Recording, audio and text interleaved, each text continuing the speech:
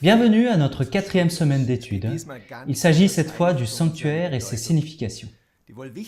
La question la plus importante est la suivante. Pourquoi Dieu voulait-il que son sanctuaire soit sur la terre? Or, au Sinaï, quand Dieu se révéla à son peuple, il lui donna deux signes importants, deux symboles centraux sur le chemin. Pour l'un, c'est la loi de Dieu dans laquelle il révèle la volonté céleste pour le peuple qui devait la faire sur la terre. Et pour l'autre, le sanctuaire, c'est la présence de Dieu. Déjà un premier point. Dieu dit dans Exode 25, 8, « Ils me feront un sanctuaire et j'habiterai au milieu d'eux. » Ainsi, le but de Dieu est qu'il puisse, comme roi et nomade, accompagner son peuple dans la nuée et vivre au milieu d'eux.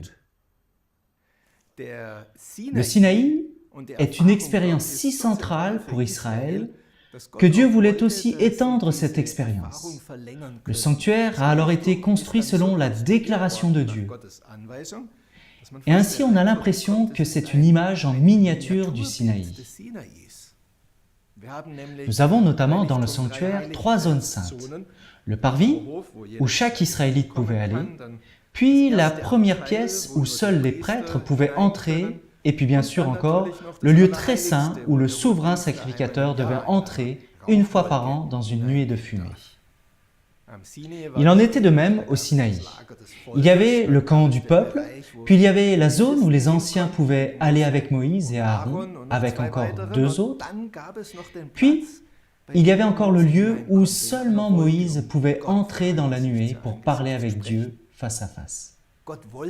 Donc Dieu voulait que l'expérience du Sinaï puisse être vécue à plusieurs reprises par le peuple au sanctuaire. C'est pour cela qu'il a ainsi conçu, de telle sorte que du sanctuaire on entende crier « Saint ». Plus on se rapproche du lieu très saint, plus précieux sont les matériaux. Maintenant, on pourrait examiner davantage, mais je voudrais seulement souligner 2 choses. Premièrement, l'Arche de l'Alliance. L'Arche de l'Alliance est en effet une sorte de boîte en bois d'acacia, recouvert d'or, dans laquelle on y mit la loi. Sur cette boîte a été placé un couvercle, qui est aussi appelé propitiatoire. Propitiatoire, pourquoi? Parce qu'une fois par an, le souverain sacrificateur aspergeait de sang ce couvercle, afin de faire l'expiation du sanctuaire pour l'ensemble du peuple. Au-dessus du propitiatoire se révélait alors la gloire de Dieu. L'idée est donc assez claire, que la grâce de Dieu, à travers le propitiatoire, et la loi, à travers les 10 commandements qui se trouvent à l'intérieur, sont liés entre eux. Ce n'est pas étonnant. Alors que Paul, qui nous parle de la loi, qui nous condamne dans Romains 3, nous dit au verset 25 que Christ est notre moyen d'expiation.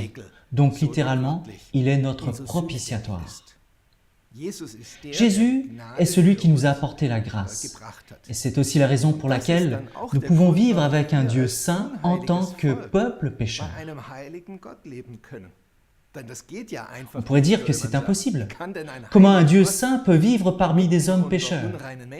Et Dieu a fait en sorte que cela fonctionne en mettant en place un système sacrificiel et a placé un service de sacrificateur. Par les sacrifices, entre autres, les péchés étaient pardonnés. Nous verrons cela la semaine prochaine. Les services des sacrificateurs assuraient que ces sacrifices étaient correctement exécutés et que tous ces péchés-là étaient mis en présence de Dieu. Nous verrons cela avec plus de détails dans les prochaines semaines.